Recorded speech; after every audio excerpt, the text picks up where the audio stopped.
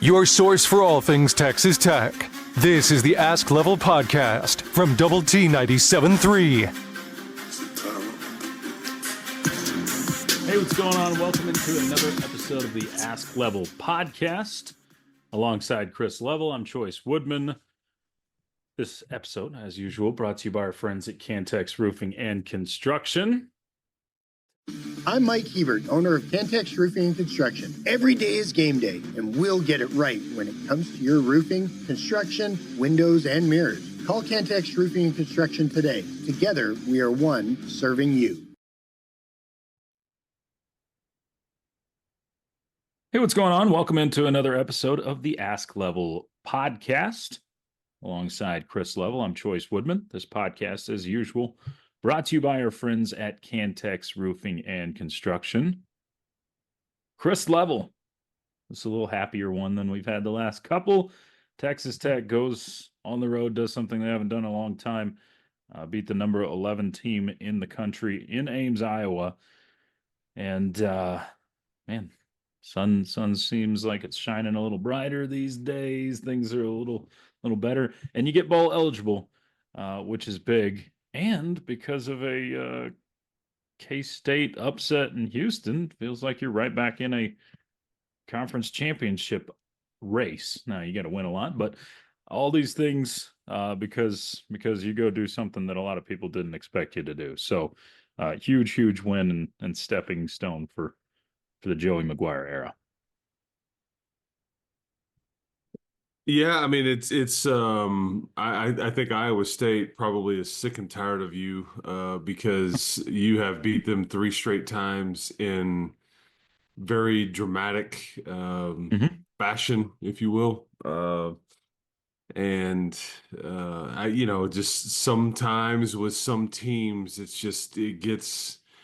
it gets going. I mean, because I think before this little 3-game stretch, it was Iowa State that was kind of figuring it out against you every single year. But the turns have tabled. Is that right? Close enough. Yeah, there you go. How the turntables. Yeah, kidding. This one was a wet, sloppy mess when it was over. It was, just the rain, the weather, the just moisture in the air. It was, a field position game, very similar to what it was 2 years ago. There's a little bit more scoring in this one, but yeah, I mean, you go beat, and people have all kinds of questions about why this happened or why are we doing this? What is going on? Iowa State has a lot to do with the answer to a lot of those questions. Sure. I think I don't know if enough people have grasped that this was the 11th ranked team in the country. They were undefeated. They were 2 touchdown favorites over you. At their place. in weather with sold out. I mean, 60,000 plus. Great environment, and it just it's going to be an ugly game against those guys at times. But hey, man, you got a result, and I really don't care. And people can if they want. I'm just not going to operate in this street or this highway. I don't care how you get there. If you get a result and you keep getting results, or you get results way more often than you don't get a result, I really don't. I don't care. I mean, and I know some do, or some want we want to get a result, but it's supposed to look like this. I've got to fit it in this box. Whether it's style of play or aggressiveness or whatever it may be, or certain player being a part of it as opposed to not being a part of it. I just want to win, man. You just want the result, and just win, baby. And you got one in Ames, and now you extend your season. But as you said, this league is wild. I said to you and John and Brian on the bus after the game, I don't know if I said it to you specifically, but I said this aloud. Yeah. What's the crazier result? Yeah. Like what you did in Ames or what Houston did at home versus Kansas State? Like what shocked Your win is going to make more news nationally because Iowa State was, they were one of the teams, man. Yeah. They were kind of one of the ones sneaking around the old chicken coop there, and What, one of 6 undefeateds going into yes, yesterday? Yeah. yes, Oh, and then man. and Texas Tech and SMU take 2 of those undefeateds off the list. Yep. So yeah, the Pony Express and the Joey Express, just knocked off a couple of undefeateds off the old list. But yeah, I mean that's one that I was just not expecting. So because of that, everybody's kind of, and then because you play Colorado this Hmm. week, who's also in that category, kind of right there with you and right above you, that makes things really interesting because Sure again, does. if you win this game Saturday, all of a sudden it gets pretty interesting. And you own Um, some tiebreakers, and yeah, I mean it gets really very interesting at that yeah, point. yeah, and you still may need some help. I think you do. Yeah. Yeah, you've got to beat Colorado. That's first and foremost. But if Iowa State were to lose another one and you were to win out, I mean you're ahead of them. Yeah, BYU's the one you need to take some L's, man, and they're running out of games to do so. Don't, yeah, I don't know. I think you may be playing for second place at this point. And I know that's still crazy talk to some people, but it's really not. But it's a week to week sport, man. I just 100%. I think we 100%. start counting it up and looking at it, and you start figuring it out because here's the thing. If I tell you about this Texas Tech team 3 weeks ago, we said it on this show. Yeah. Before this little stretch, like if you go win 2 of 3, you are a contender. You've set yourself up, and you and me and everybody would have said, well, I mean, the first 2 are probably going to be the easier ones to go get, and but it was the last one that the one that you ultimately got. Yeah. So go figure, man. Go figure.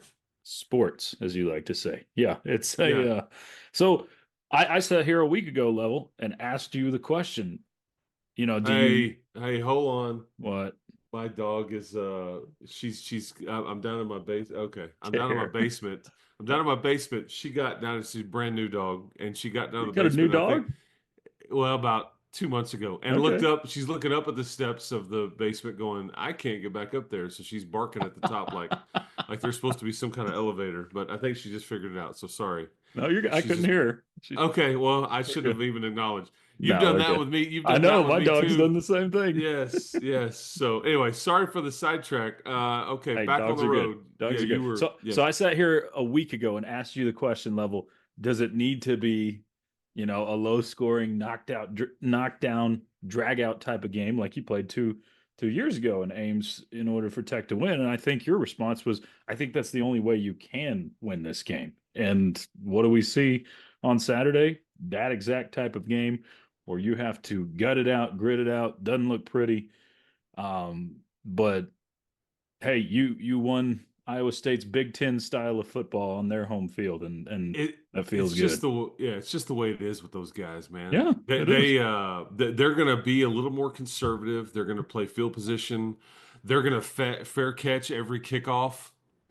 Yeah. They're gonna punt when they're on your 40, Mhm. or 38, and try to pin you down at the 1, which they did. And or pinned you down at the 2, and I think that's when you had a 98-yard drive. I mean, you may go That's, back depending on what you do this season. That's one of the most impressive drives you've had. I mean, it is the longest drive you've had this season, and And I mean, circumstances as your offense not moving the football up to that point, you had really just hit a stalemate with your offense. So maybe the most unexpected thing to happen. against the number 1 defense in the Big 12 and one of Yeah. the top 10 or 12 defenses in the country statistically by a variety Yeah. of categories. Yeah. To put that together, Because yeah, I know Baron Morton wasn't perfect, and I've seen that and this and that, but my goodness, he made some throws, he made some plays. Taj got a few runs. It was called really well. You had timely play calls and execution. That drive may go down as the drive of the season. You're right. Yeah, and you okay? So you sit in these. We mentioned a lot of this on the broadcast, but I've been asked multiple times since the game ended. Why are we overthinking it with taking the QB out around the goal line or around in the close red zone? You know, the low red zone, I guess you would say. Yeah. And you sat right around that fireplace in that hotel in Ames, Iowa, like I did. Yeah. And I think when we talked to Coach Kitley and Coach McGuire about it, Mhm. it was like something like Iowa State has only had 12 plays that they've had to defend inside their own 5 yard line all Yes. season. Yeah. And I think it's like -8 yards of total offense. I think they've had 4 positive plays out of those 12 is what they said. 4 positive, Yeah. not like short gains or touchdowns. We're talking about 4 positive inside the 5 yard line. That's unbelievable. Everything else has Yeah. been no gain or negative. Yeah, that's right. So, So it and yeah, what a block by Jalen Conyers. I mean, it doesn't. I mean, that's yeah, the well, and so you're trying to do something to give yourself a statistical advantage. It's tricky time. It's a tricky space to throw down in oh there when yeah, everything's so compact. And I think you were trying to use a battering ram, and you trying to man them up front with letting Conyers or letting Taj in this case go do it. But anyway, that's the answer to that one. yeah, And people have also said when they brought in Conyers the drive before when you ended up going for it on 4th and 6 and you lob it to Kelly and he can't get it. It was a 4th and 1 hmm and you've got players coming on and off and everything. And I think you heard this in the post game interview I sure, did with Joey. He and sure, Kenny Perry were calling timeout, and Joey was very outspoken about it. He's like, one, how do they miss that? Two, how do they not see it? And three, they should be expecting it when we've got all these timeouts left and we've got some we're trying to find somebody, and then they let the clock roll off and then they throw the flag and they don't see anybody calling timeout when you've got two. And maybe Kenny Perry was the one calling it initially first, when only the head coach can ultimately call it. But Joey says he called it. But anyway, that's kind of what led to that deal. And then I even then wondered if you should even punt it, or yeah, I don't know. It's tricky, but if you just make a slightly better throw, or Josh Kelly is about 2 inches taller, we're having a different conversation. But it didn't ultimately matter because the way that the game would play out from there. So yeah, yep, absolutely. I mean, I think this offense, the ability to go get that final drive of the game is unbelievable because the defense you're doing it against. I mean, 2 yeah, minutes to go, 2:11 left on the clock, and the they defense you're going allowed up against. 14 points a game Yeah, coming into the year. yeah, 14. I even told you before the game. I said it in the press box in the radio booth. It's the most amazing thing about them to me is that hmm they've allowed 12 touchdowns and they've picked 12 people off. yeah, I mean, they have a 1-to-1 ratio in touchdowns allowed and interceptions. And then crazy. at some point, you get into the game a little bit, and that ratio is still like a 1-to-1 ratio, Yeah, I believe, because they picked off Baron Morton, what, twice? twice, and the last touchdown put it over that by one. Yeah, that's right. So Taj Brooks running it into the corner of the end zone. Yeah, I guess now because because it was now it's even with your two touchdowns early. I mean, 15 touchdowns allowed and they have 14 interceptions. But yeah, it's it's unreal. and that's one of the best defensive coordinators in the country. Hmm? And so you're driving it on him with a senior laden defense at his place in rain, and it wasn't pretty. I totally get it, and I think even Patrick Mahomes said something like, "Oh, it's frustrating to be a fan," or "Man, it's It's it's hard to uh be a fan. It's yeah, it's hard to be a amazing. fan," and I get it. And when you're sitting, for you and I that are there, we have a job to do, and you're in the middle of it, and you're Yeah, next to this or that, or you're right there, and you're trying to think of the next thing you're supposed to do or say or whatever. But for people at home that, have their favorite beverage in hand, that only have a TV to talk to, there's probably a lot of, frustration and pent up, and, I'm going to go to this message board or go to this social media platform and all that. But hey, man, all's well that ends well. I mean, you made news for the right reasons. is what you did. Absolutely. Yeah. Absolutely. So, and you And, know and what? every bit. Well, last thing, Oh, two you're good. things I want to say. It has to do with the emotion of sports. So you and I, we get in the middle of this deal, and I've been doing this a long time. And I sometimes don't like what I do because it's hard because of all that you deal with from Mhm. outside, and people get frustrated with us or with what we say or what we do or what we don't say or what we don't do or how we handle it all. Sure. And you feel the pressure that the program feels at times. Okay. And so to be honest with you, it's been a really tough 2 weeks, Yeah. around here. And there's been a lot of frustration and a lot of pent up anger. And I think in some ways, some of it misguided, but hey, people are allowed to be frustrated and upset, and I'm allowed to as well, I guess. But as like rock bottom as you feel last Saturday afternoon, and I was there and I saw many people that were there, and this point of like disbelief and shock, like how did we let that one get away? Okay. Fast forward by 1 week when nobody gives you a chance, Yep.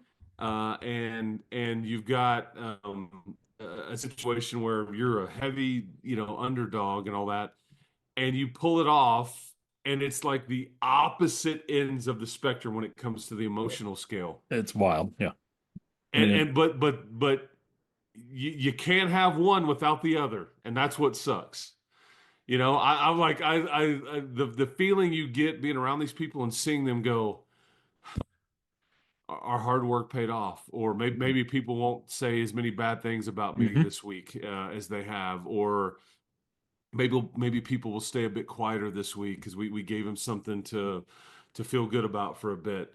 But you don't get that without the rock bottom feeling too. But and I'd much rather only have the fun one. Well, the rock bottom, I mean, the truth is the low times make you appreciate the high more. I mean, they should. That's what So, I'm saying. Because if you yeah. had the high times all the time, Yeah, you wouldn't.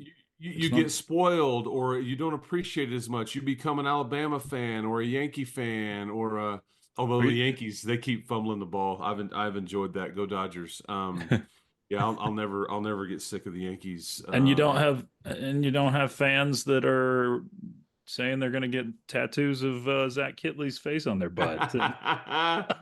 Yeah, how about that? He Yeah, how is about that? a double T 97.3 listener, so I am going to do my best to try to call it out and keep him accountable on this. I hope this happens. Yeah, that the guy that texted Zach Kitley.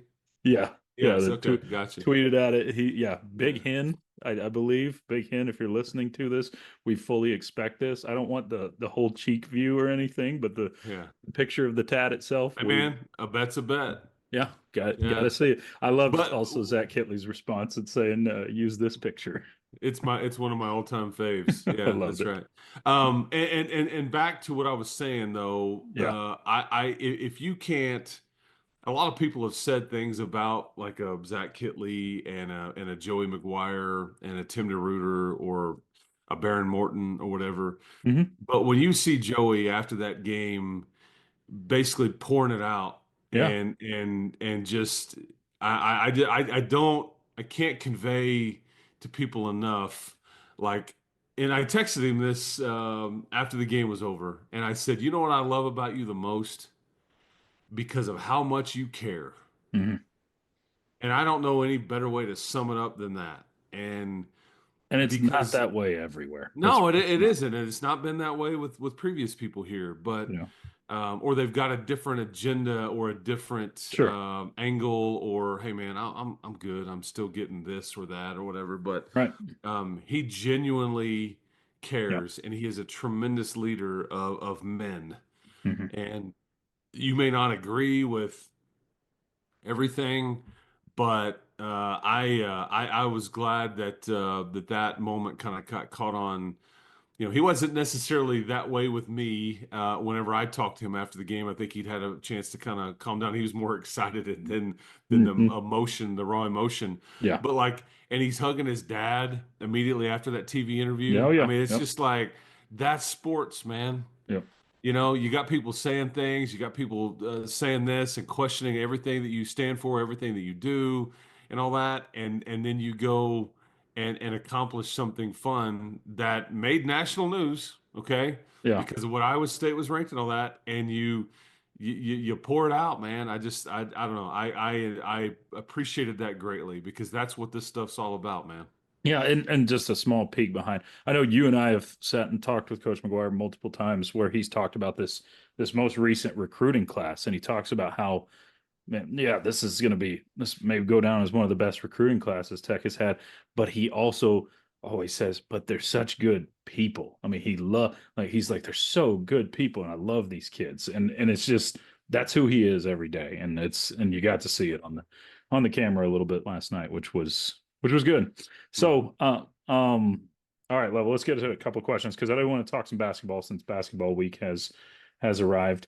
Multiple questions kind of on the same lines. Preston asks, did you see anything schematically Iowa State did on the last 7 drives of the first half where it limited Taj's carries? Mark also says, what did Kitley see in the second quarter that made Taj non-existent? Seems like dropping 8 would have opened the run game more.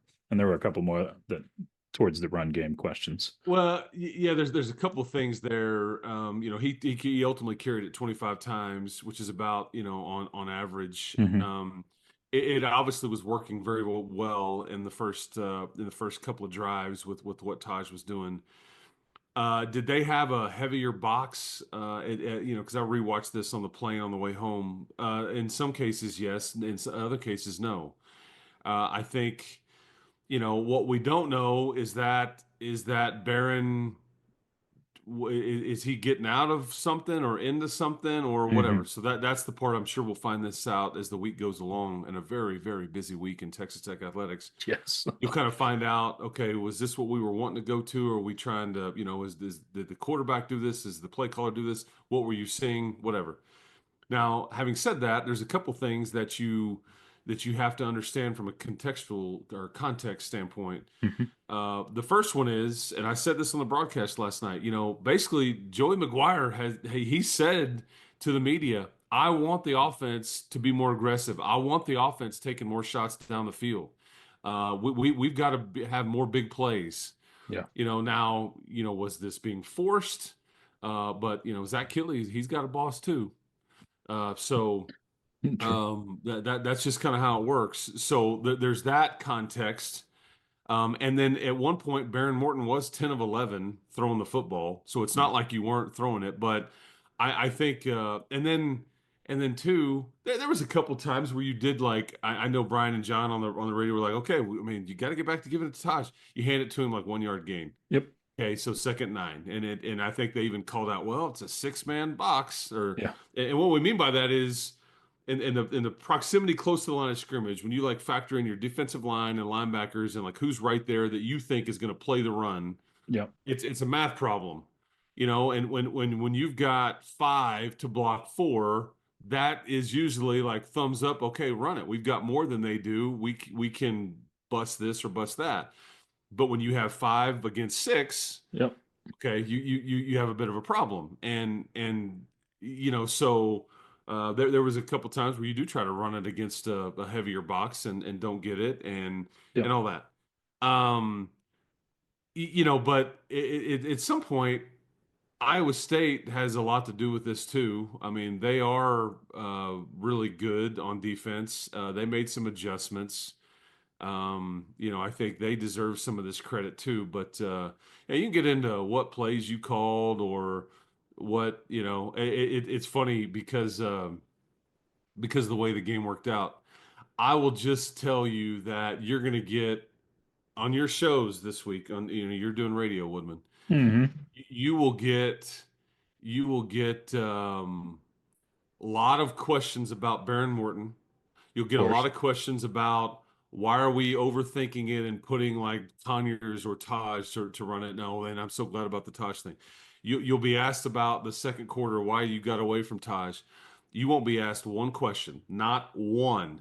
Okay, Mm-hmm. and you call me up if I'm wrong about like the touchdown you give up on a bunch of missed tackles there at the end of the game that put Iowa State up No. 22-17. You won't be asked one time about Oh, it. I've been doing this long enough to know that is exactly the case. I know Yeah, that's what yeah. will happen. And you know what?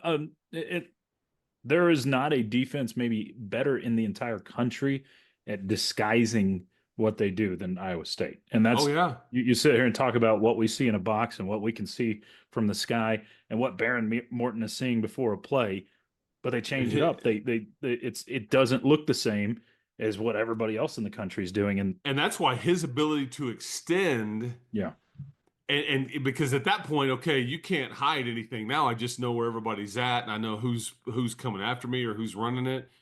But that was key at times. And I mean, there's plenty of throws that he would love to have back. I mean, Mhm. he throws the second interception he threw was just not good. Yeah, yeah. He throws it into double coverage. I don't know what, and it's almost like he's too trusting of Josh Kelly. Uh-huh. But there's a couple of throws on the very last drive. Now you live to tell about it, but you get Josh Kelly. I mean, you got to hit that. He's down. He's open. Oh man. I'm sure the offensive coordinator will get blamed for that. And then you also get another one open. Jordan Brown's got him on a step. I'm sure the play caller will get blamed for that one too. And Barron just underthrows him. But Yeah. what I appreciated about Barron though is we thought he was going to be out 2 to 4 weeks or something after last week. True. And this wasn't like the like numbers wise perfect, but he helped win the game. Yeah. He I made mean, plays. the play that'll get lost on everybody is 4th and 7 to Josh Yeah. Kelly. And that was a That's heck a of a tight catch too. window throw. Yes, Yeah. tight window throw. Same thing with the play to Josh Kelly on the sideline when he's Sideline. tiptoeing in. Absolutely. But some of those throws, should be talked about as much as the ones that he missed, but that's not how it works. I get it. And then Taj like just chipping that edge and then you leak out Jordan Oh, Brown and he takes a little bit off and he floats it and you almost get in the end zone there. I mean, Some of those were awesome. that we don't ever, it's not sexy, so we don't talk about blocking hardly ever in sports talk conversations. But the two blocks you had from Taj Brooks to Jordan on that Jordan Brown play, and then the Jalen Conyers block on the Taj Brooks run for the touchdown. Those are two of the best blocks you've had all season, and they're two massive blocks to win you that football game. And they're in key moments. And Taj is known for his pass pro, but he's picking up full speed a guy on the edge that's untouched and just, I mean, that was huge. But I mean, and walking out of the stadium and to the bus and it's rainy. It's very quiet around. There's not a festive atmosphere because all the Iowa State fans kind of, I think we're in a bit of shock, and it's raining, and you've got many Texas Tech fans and families waiting outside the little gate right there. And I have a man walk up to me and he like taps me on the shoulder and he says, "Are you Chris Level?" And I'm like, because you don't know, like, uh-oh. what'd you And do? he's yeah, like yeah, what did I say? What did I do? Is this good or bad? Like, I don't know. Who wants to know? I said, "Yes, sir." And he said, "Taj is my son." And I'm like, I was like, dude. I didn't say dude, but I said, sir, you raise a tremendous young man, Yeah. and like good for you, good for him. This was a lot of fun, and we probably haven't spent enough time talking about Taj getting to the corner of the pylon in this deal Oh, yeah. because how fitting. He's on the cusp of breaking this record, all-time leading rusher. Um, and doing some different things that other folks haven't done before.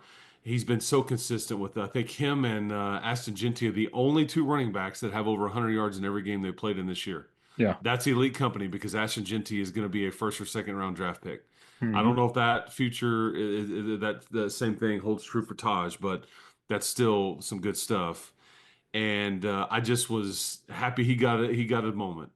Yeah. And I think Joey, that's the one time when Joey almost kind of choked up with me. I said, how fitting is it that Yeah. Taj is the one that essentially ended this game? And he kind of paused. And I think he's, I'm not trying to be Tom Rinaldi here, man. Just, I'm trying to get you to be upset or anything, but I thought that's good stuff because that's what sports are all about. It's and that's the epitome of student athlete is Taj Brooks. So Mr. Brooks, I yeah. appreciate you and what you've done as a parent. Lubbock and Texas Tech are better for it. No doubt. No doubt. Okay. So real quick, there was a Micah Hudson question. We can answer that one fast. They asked where was he? Why didn't he play? He didn't make the trip. Yeah, leg injury. I think that as we reported on the broadcast, I mean, basically it's minor enough to where I think they felt like if they could hold him out, then I think he would be much more able to play next week. But Yeah. if you keep pushing it, something bad could have happened, or is basically the way it was phrased. So Yes. he should be fine. I would expect him to play this week. Although, man, Jordan Brown's done some good things. Yeah. I Yeah. think that needs to be said. Jordan Yeah. Brown has done some good things, Um, and yeah. So so yeah, but I mean, if he's ready to go, I'm sure we'll see him in some backup snaps. Caleb Douglas, like we've seen him. So yep. the other thing, Colorado, the Buffaloes, the greatest show on whatever the circus that comes with them, every bit of it. You're going to have tons of people there. There's going to be people in to see if Taj can break the rushing record. Maybe some former running backs that'll be coming in. There's going to be so much surrounding this game, and if you would have entered this game on a 3-game losing streak level, I still think you'd have had a good crowd, but it just probably wouldn't have had the oomph that we're going to see now on Saturday. That you're coming off of this top 10 win. Yeah, well, now this one has got some meaning to it. It does. And you kind of added some sidebars to it for sure. But this game was sold out way back when, and I Yeah. think that people are just curious about Deion and the Buffs, and you've got Travis Hunter and Shador Sanders, but yeah, this will be the best quarterback you faced all year.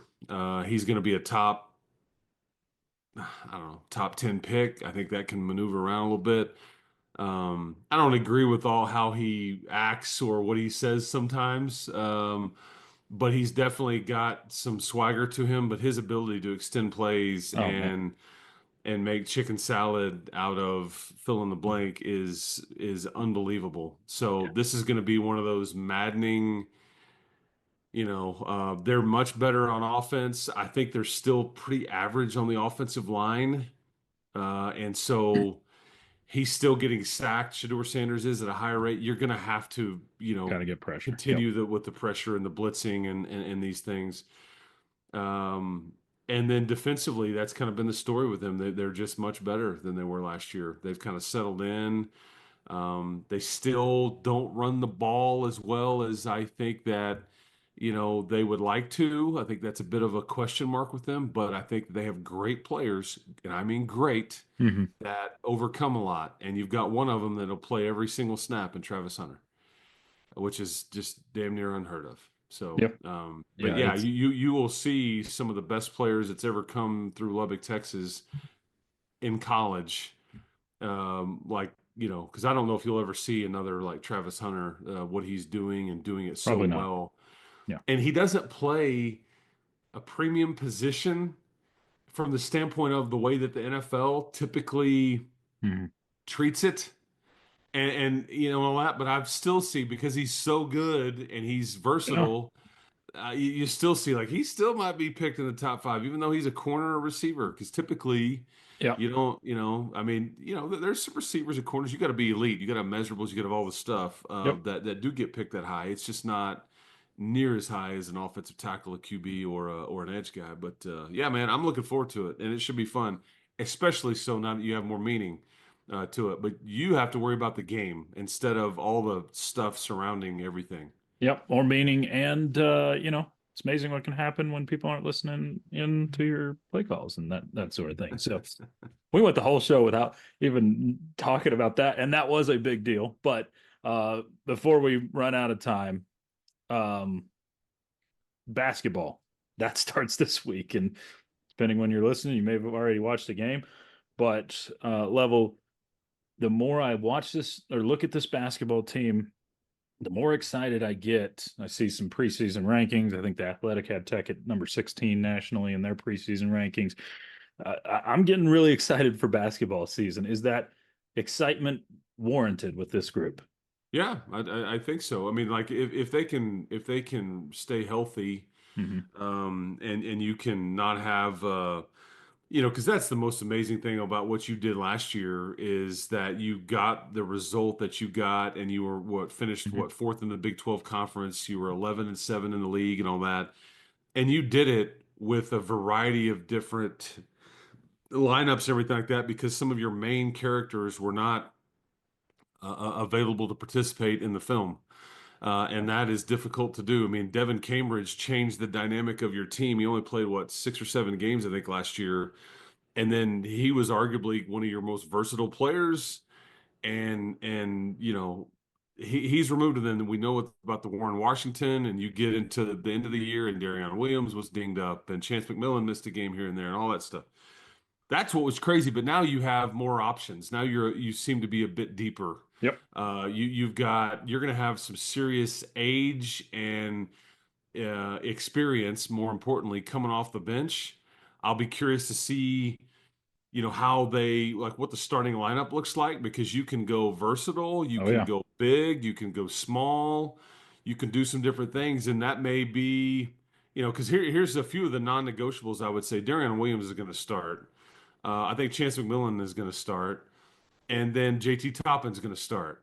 Now, after that, and I would think Elijah Hawkins starts. As point guard. Yeah. Yeah, but because I think Grant said late last week, hey man, in some of our scrimmages we've had Darian playing point guard, we've had Chance playing some point guard, we've had Christian Anderson playing point guard, and then obviously Elijah. So, and if you want to go big, Federico can play the five. If you want to go, with a different lineup, JT Toppin can play the five, Darion can play the four, and then you can, but bottom line is somebody like, I guess what I'm getting at is somebody like Cambridge or Kerwin Walton or Kevin Overton, people like that are going to be coming off the bench. That's good stuff, and potentially Federico coming off the bench too. True.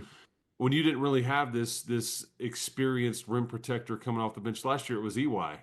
That was really your only, and you thought Cambridge could be your small ball five, and then he missed the entire year. So bottom line is, there it'll be a work in progress like it is every year. Be careful about judging it too soon. How they'll look in, mid-January is going to be completely differently than they look at in early November, and it just kind of progresses and things like that. But the key is just staying healthy, and I think you have one hell of a coach that squeezes a ton out of what he's given, and he's been given a lot this year, roster wise. So, but the problem is, everybody's been given a lot roster wise. No doubt. I mean, it just is so far above and beyond any other league. I heard some SEC talk the other day about how the SEC was, I think John Calipari was maybe doing it, he was pumping up the SEC as it relates to basketball. Hey Cal, save it, buddy. Not even close. Well, Level, we are out of time for this week. Appreciate it. I like these post-win podcasts, so we should keep doing that, like maybe 3 more times in a row. That would be fun. But enjoy it. Can't wait to hear you on the basketball call on Tuesday this week, and Friday again, and then Saturday football. Hey, your schedule's getting busy, but hey, appreciate it, man. Yeah, I enjoy these weeks. I try to, even though it's darn near impossible because it's just wild. But these are, November and December are some of the funnest months in all of sports, just because everything's going on. But those of us that are in the middle of it, it gets pretty hectic and crazy. And my wife's like, "Can you go do this or that?" I'm like, "No, I don't even know what you're asking me," but the answer is no. Sorry. Like, hey, hit me up in May. Yeah, I was about to say, you can have your husband back in the spring. Yeah, that's right. But I hope to see everybody at the arena, or at Rudy's Barbecue on Thursday night, or at the stadium on Saturday. Maybe you'll see Woodman there too. If so, tell him to stay away from the casinos. Got a bit of a problem there. Hey, I'm kidding. I did it for the know. team. I'm did joking. It for the team. I'm joking. I'm joking. But yeah, enjoy the week, people. Beating the 11th ranked team in the country that's undefeated at their place. That you're a two touchdown underdog. Yep. Doesn't happen every day. Doesn't matter how you got there. It's just that you got there and you arrived home safely. So there you go. Enjoy it. They don't happen often. There we go. That's Chris Level. I'm Chois Woodman. It's been the Ask Level podcast, brought to you by Double T 97.3.